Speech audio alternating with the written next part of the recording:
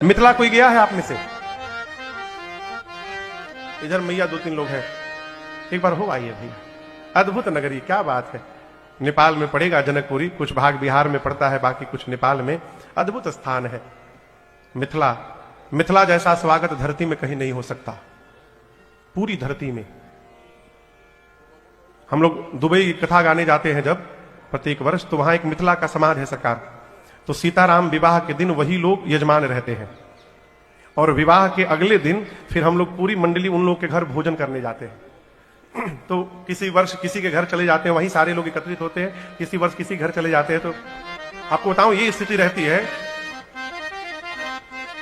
एक साल तो विवाह के दिन वो सारे लोग यजमान थे, तो होटल में हम लोग रहते हैं, वहीं कथा होती है होटल में, बर दुबई में। तो वो 5 स्टार होटल है, तो होटल के भीतर मैं संध्या कर रहा था बारात निकलने के लिए, कथा के लिए। और मेरे गेट के बाहर, रूम के बाहर लॉबी में 50-60 लोग टोपी पहन के खड़े हैं। वो मिथिला का जो पाग होता है। अब वो सिक्योरिटी वाले ने देखा इतनी भीड़ क्यों हो गई, कोई बवाल हो गया क्या। पूरा सिक्योरिटी सिस्टम दौड़ पड़ा रूम के सामने। उन लोग के यहाँ भोजन हम लोग करने जाते हैं, तो इनमें से कई लोगों को यहां हाथ लगा के उठाना पड़ता है। हाँ, भोजन के बाद कम से कम बाबूजी 50 आइटम रहता है भोजन में, 50 आइटम।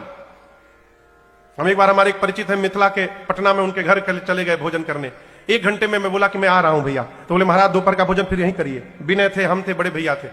1 घंटे के अंतर में हम पहुंचे। टेबल पर भोजन आया, थाली में 8-9 कटोरी थी, और थाली के बाहर 25 कटोरी, और सब में अलग अलग आइटम। अब हम तो देखें भोजन, बोले इतना हमको खाना है। और वो जो भैया थे मनोज झा जी, हाथ जोड़ के खड़े हो गए, बोले महाराज क्षमा करिएगा महाराज, जल्दी जल्दी में कुछ बना नहीं पाए हम लोग, टाइम नहीं मिल पाया। हमारे यहां तो नियम महाराज 108 कटोरी रखने का है, लेकिन जल्दी जल्दी में 25 ही कटोरी बना पाए। ऐसा भाव। एक बार समय मिले तो मिथिला हो आइए। हम लोग बहुत जल्द मिथिला कथा भी गाने जाएंगे जनकपुर में। मैया के घर चलना है कथा गाने। ऐसे जाते तो रहते ही हैं साल में एक, तो जनकपुर नहीं गए कथा गाने। जनकपुर जब जाएंगे तो वहां और आनंद होगा। वहां केवल विवाह तक की कथा गाया जाएगा, 9 दिन में केवल सीताराम विवाह तक। काहे कि उसकी आगे की कथा मिथिला में होती नहीं है। मिथिला में न वनवास की कथा गाई जाती है, न सीता जी की विदाई की कथा। मिथिलावासी कहते हैं हमारे दुल्हा सरकार जब आए बारात में यहाँ, तो हम लोग उनको घर जमाई बना के यहीं रोक लिए थे, हम राम जी को भेजे ही नहीं। तो बोले जो बन गए वो दूसरे कोई राम जी होंगे, हमारे सरकार नहीं थे।